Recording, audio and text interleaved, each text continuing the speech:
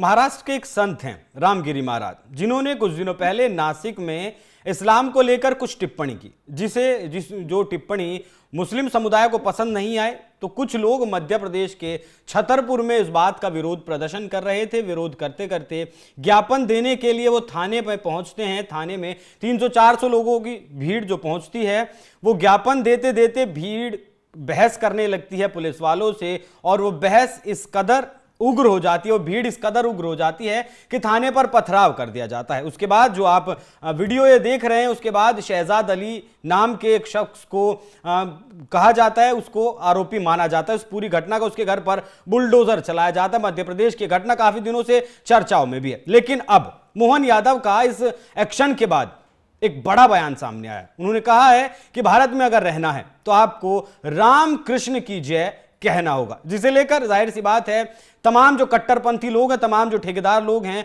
उन्हें मिर्ची लगना लाजमी है। तो क्या कुछ मायने हैं मोहन यादव के इस बयान के, उसी बात पर चर्चा करने के लिए मेरे साथ मौजूद हैं नाज़िया इलाही खान, बीजेपी नेता। बहुत बहुत स्वागत है मैडम आपका।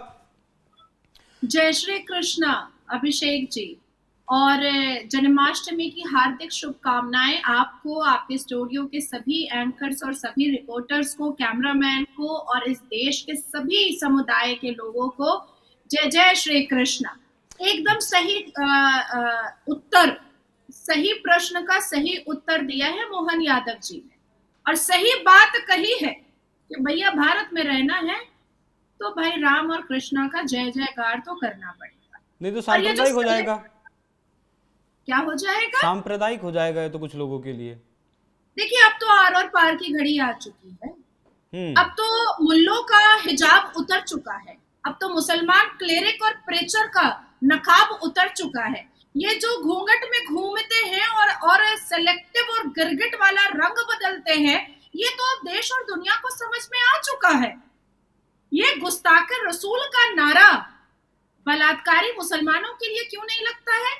ये गुस्ताखे रसूल का नारा ये उधम सिंह नगर के, उत्तराखंड के उस मौलवी के लिए क्यों नहीं लग रहा है जिसने 5 मुसलमान छोटी छोटी बच्चियों को पॉर्न मूवी दिखा करके उसके साथ दुष्कर्म किया? ये गुस्ताखे रसूल का नारा मेरठ में जो 11 साल की बच्ची के साथ मोहम्मद जमाल कामिल साहब स्कूल के प्रिंसिपल ने जो दुष्कर्म किया, उनके लिए क्यों नहीं लग रहा है? मैं पूछना चाहती हूँ कि बिजनौर का एक मुसलमान लड़का एक हिंदू लड़की को इंस्टाग्राम पर अभद्र अपनी तस्वीरें भेजता था गुप्त अंक की, और चांदपुर इलाके में उसने जब देखा कि लड़की के घर वाले पुलिस की मदद ले रहे हैं उसको अरेस्ट करने के लिए, तो हजारों लड़कों के साथ घुस गया और गुस्ताखे रसूल का नारा और अल्लाह अकबर का नारा लगाने लगा। क्या अल्लाह अकबर का नारा और नारे तकबीर का नारा बलात्कारियों को सेव करने के लिए है? क्या नारे तकबीर के नारे पर बलात्कार करने के लिए अल कुरान में कहा गया है? क्या नारे तकबीर के नारे पर छोटी छोटी बच्चियों के साथ अश्लीलता का नंगा नाच करने के लिए इस्लाम में कहा गया है? क्या टोपी पहन करके मदरसे के अंदर और मस्जिद के अंदर नंगा और अश्लील हरकत करने के लिए इस्लाम में कहा गया है? हिजाब तो उतर गया है। मुसलमान क्लेरिक और प्रेचर का हिजाब तो ऐसा उतरा है कि इनके साथ जो मलूस और जो जुक्त जिहादन औरतें और हिजाबन औरतें हैं, उनका भी चरित्र अब सामने आ चुका है। सबसे पहला सवाल कि ये शहजाद भाई साहब के पास, अच्छा इस्लाम में कोई भाई बहन नहीं होता है भैया, लेकिन मैं बोल दे रही, शहजाद भाई साहब के पास ये खरबों की प्रॉपर्टी आई कहां से? क्या वक्फ बोर्ड को के संपत्ति को अपने बाप की जागीर अवैसी की तरह शहजाद भाई साहब ने भी समझ लिया था क्या? और ये क्लेरिक और प्रेचर के पास इतना पैसा आता कहां से है? कौन देता है इनको इतना पैसा? ये जाहिल जपट होते हैं, ये अश्लील होते हैं, ये बेहुदा होते हैं, ये बदतमीज होते हैं, ये भड़काऊ भाषण देते हैं, ये मुसलमान युवाओं की जिंदगी बर्बाद करते हैं, ये मुसलमान बहनों और बेटियों के इसका पजामा खोलते हैं। तो इनको ये पैसा देता कौन है?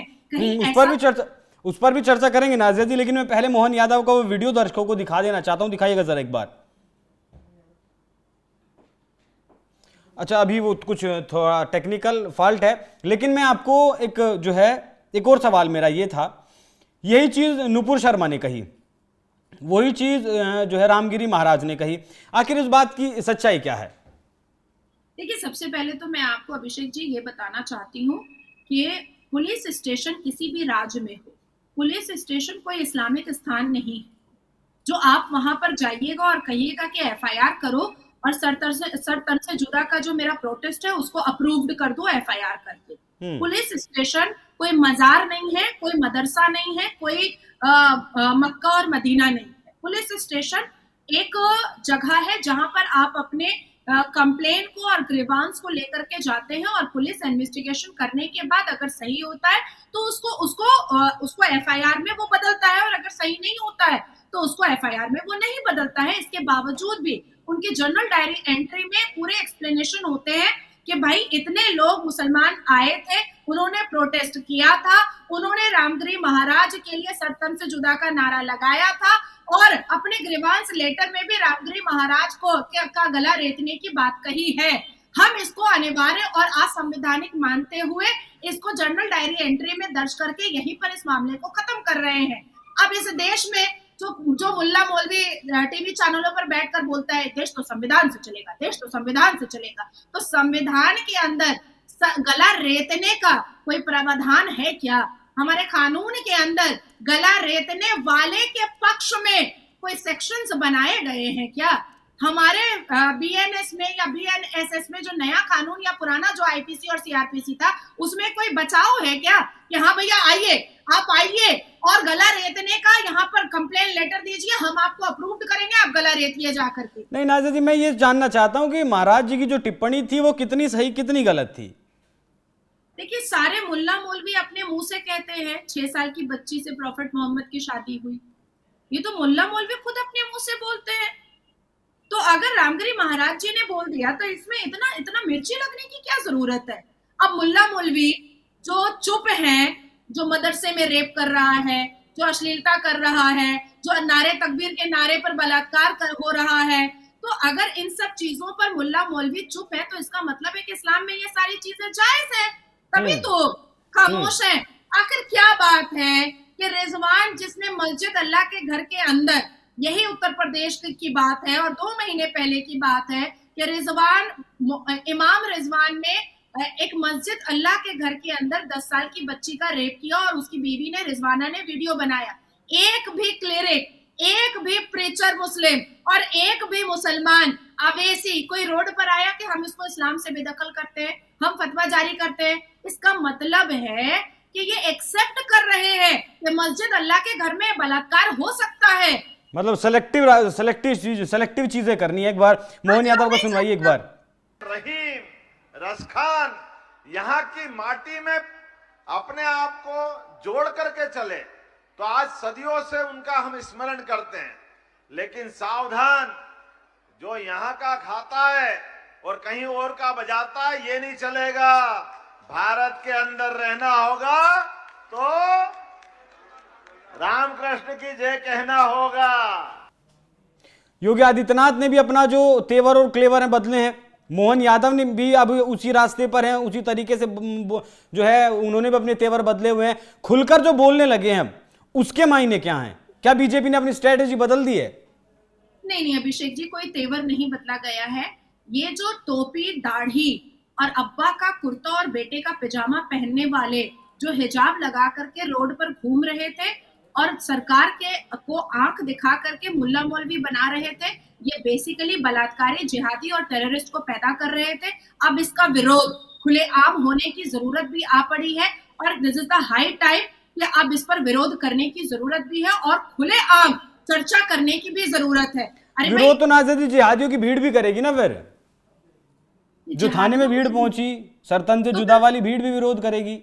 नहीं आपके समुदाय में अभी देखिए पश्चिम बंगाल में एक डॉक्टर बिटिया का रेप हुआ और मर्डर हुआ, आरोपी जो है वो हिंदू है, तो क्या इस देश के सारे हिंदू रोड पर नहीं है उसको फांसी दिलवाने के लिए? है ना? निर्भया, इतना बड़ा हादसा, निर्भया हिंदू समाज से, बलात्कारी हिंदू समाज से, तो क्या पूरा भारत रोड पर नहीं था उसको फांसी दिलवाने के लिए? था ना? लेकिन क्या अवेसी, क्या रशीदी, क्या मदनी रोड पर उतरा कि ये रिजवान को फांसी होनी चाहिए? कैंडल मार्च निकाला कि रिजवान को फांसी होनी चाहिए? या अभी जो यहाँ पर तो उत्तराखंड में उधम सिंह नगर में 5 बच्चियों के साथ जो दुष्कर्म मौलवी साहब किए हैं, क्या रोड पर कैंडल मार्च निकला कि फांसी होनी चाहिए, मदनी निकाला, अवैसी निकाला? या जो अभी बिजनौर में और अभी मेरठ में मोहम्मद जमाल कमाल साहब ने प्रिंसिपल होकर के 11 साल की बच्ची के साथ दुष्कर्म किया है, तो क्या कैंडल मार्च निकला कि इसको फांसी होनी चाहिए? मुसलमान ने निकाला? नहीं निकाला। प्रदर्शन दिखाएंगे, प्रोटेस्ट दिखाएंगे, अब लाठी मारेंगे पिछाड़ पर। जहां मुंह से निकालेगा ना सर तन से जुदा, सीधा पैंट खोल करके मारा जाएगा। तो मतलब जो काम इससे पहले होता रहना चाहिए था, हो जाना चाहिए था, वो काम आज मोहन यादव हो, योगी आदित्यनाथ हो या फिर असम से हिमंता बिश्वा शर्मा हो, जितनी खुली छूट पिछली सरकारों में इन लोगों को दी गई, उसी का नतीजा आज ये है कि कुछ भी बात होती है जिहादियों की भीड़ सड़क पर उतरती है। अब तो थाने पर भी पथराव करने लगी, पुलिस वालों को भी निशाना बनाने लगी। उत्तराखंड के हल्द्वानी में अगर आपको याद हो, अब्दुल को पकड़ने के लिए जब पुलिस पहुंची थी तो पुलिस की टीम को एक घर में बंद कर उनमें जिंदा आग लगाने की कोशिश की गई थी। वो तो शुक्र हो कि मौके पर कुछ लोग पहुंचे जिन्होंने उन पुलिस वालों को बचाया। लेकिन अब मध्य प्रदेश के मुख्यमंत्री मोहन यादव ने जिस तरीके का बयान दिया है कि भारत में अगर रहना है तो रामकृष्ण की जय कहना है, उस पर आपकी क्या कुछ राय है, कमेंट कर हमें जरूर बताएं। नमस्कार।